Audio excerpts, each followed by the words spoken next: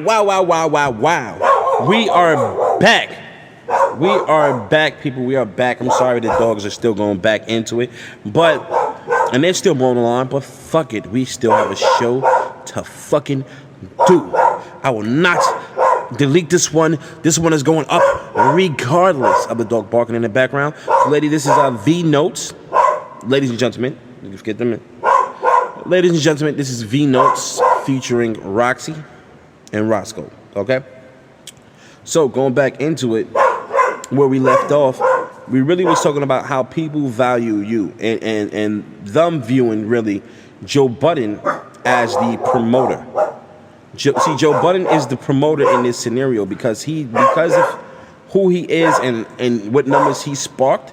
That then now gain the entrance of anybody new coming into this podcast, any type of celebrity fame or whatever, to now try it out and use Spotify as one of the avenues to shop and sell their project. So he did open and change the forecast, but again, that was kind of like on some promoter shit. So the club, which I think he used for the example or the breakdown, because now charge their artists or have artists come out, pay for artists to come out to draw more attractions.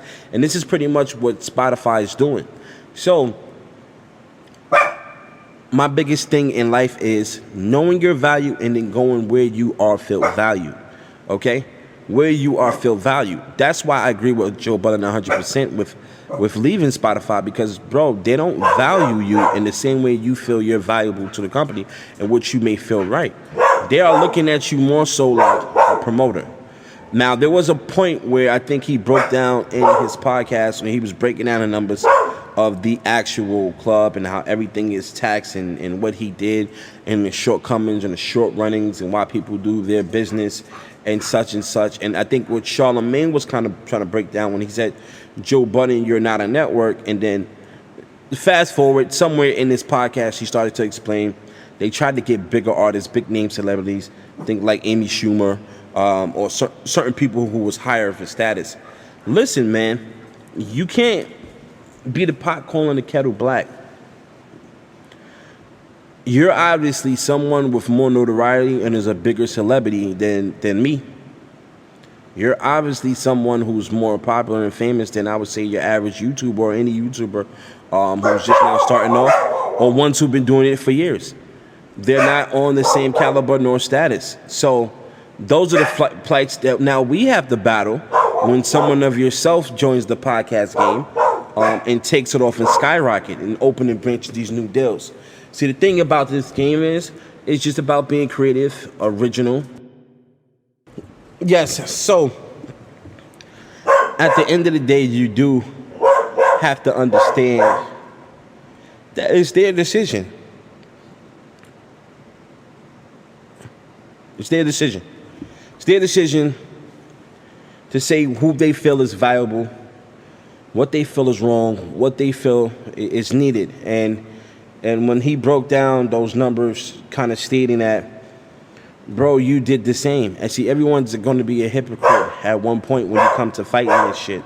Because at the end of the day, it's just all about going to where you're valuable. So to kind of tie this shit up, because this dog is getting on my nerves, and she is fucking up the recording very bad and blowing up the distraction.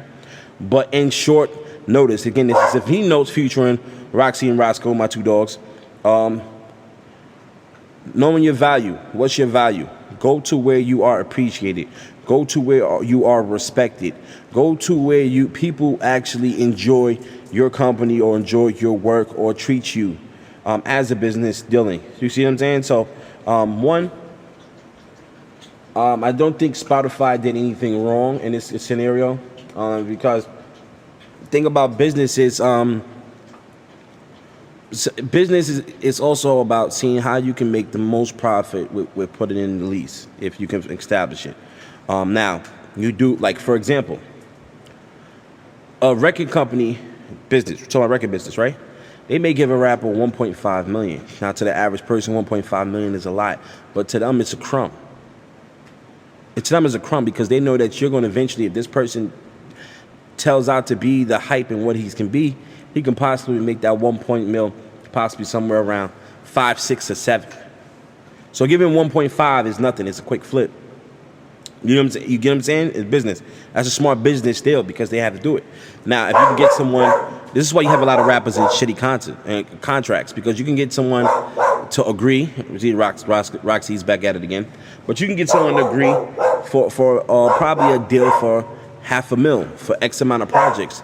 That person, or something like on a Meg Thee Stallion or Little Uzi, can then in turn that with that $500,000 that you originally signed them for, could end up profiting and making something that's going to run them to a profit somewhere around 10 or 11 million. See, that's business. Joe Budden can bring in a lot of contractions. Yes, they can definitely see and feel what you're worth. They can give you more than what you're. This is another reason why I think from the beginning in any business, right? And I'm gonna try to plot this for myself and not bite off of the first offer. But when people give you your offers, know your value at the front door. Some people want to say, you have to prove me, you have to show me something.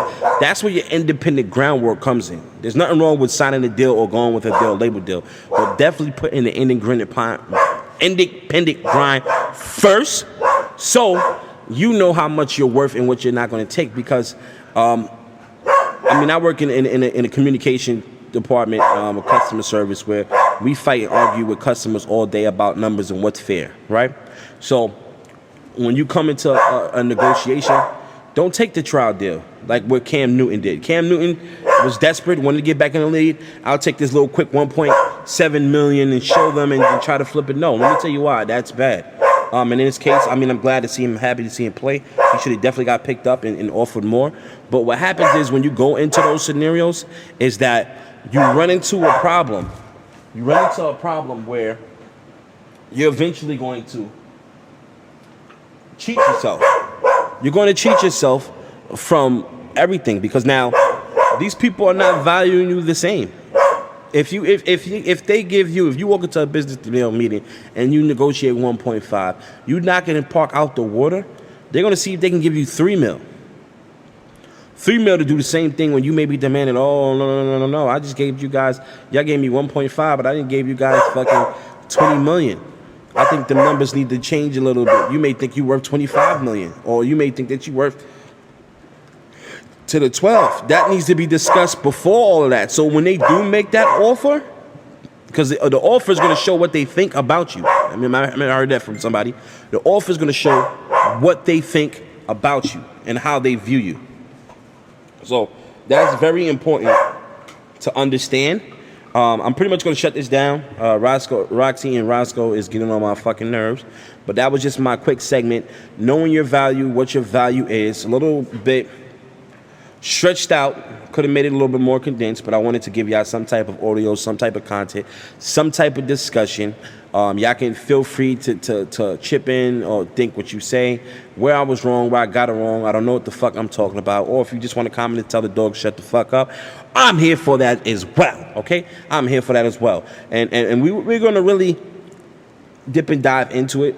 Who's wrong, who's right, going to where your value. Spotify was not wrong in the sense that they're business people. Their job is to not only make the people feel at home, but they're going to make you feel at home based off what you agree to and what you show them. So if you agree to a low number or a reasonable number, best believe they're going to try to offer you as close to that number again, and to keep things going. Hey, you like our cake last time? I'm gonna give you another piece of the cake this time. They don't want to give you the ice cream. They don't want to give you the whole meal. You got to fight for that meal, and when you fight for those meals, you're going to fall into some situations where they don't want to see eye to eye. That's why you just tell the cook or the chef or the people at the restaurant what the fuck you want when you come in, and then see if they can make it or not before you put yourself through a long period of time. I think no parties lose in this scenario. No parties was wrong. I mean, what Charlamagne kept saying is Joe Budden is Joe Budden. At the end of the day, as a content creator or as somebody who's valuing and who's put in the work, as we can see, he has a right to fight and argue for the same things that he may see other parties and other people's getting it. He may not be going in the same steps or the directions they get in, but let's be fair. He's a black man in America. We're always going to have to go a different way from the other people, or a different way from someone who's white. I mean, you know what I'm saying? It's not right, but it is what it is. This is our life. We always have to find ways to adjust, adapt, and then re-attack.